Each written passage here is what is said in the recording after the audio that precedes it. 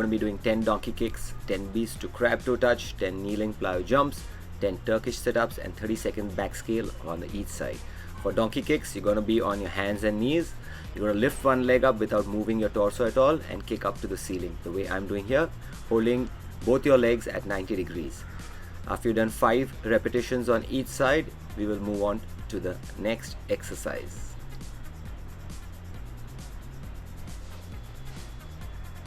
Next one, beast to crab toe touch. The beast hold is the same the way Karan is doing here.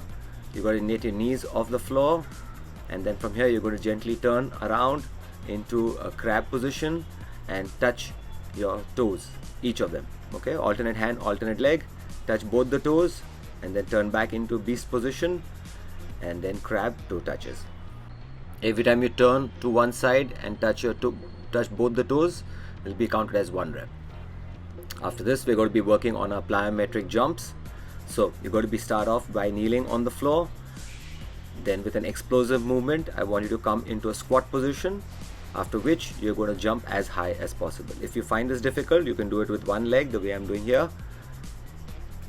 Make sure that you still try to use your upper body and your hands to gain momentum. After which we're going to be working on our Turkish sit-ups, 5 on each side. Holding the weight in my right hand, you will see it's my right knee that is bent. I'm going to come up into a seated position and then back down onto the floor again. Please make sure that you follow the same points. From here, you're first going to roll onto your elbow, then onto the palm of your hand and sit straight, and then back down onto your elbow and back onto the floor.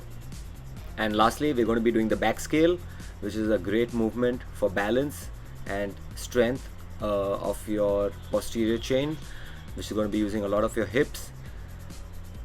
You're going to lean forward and just try to hold that position with your back and leg in a straight line for 30 seconds on each leg.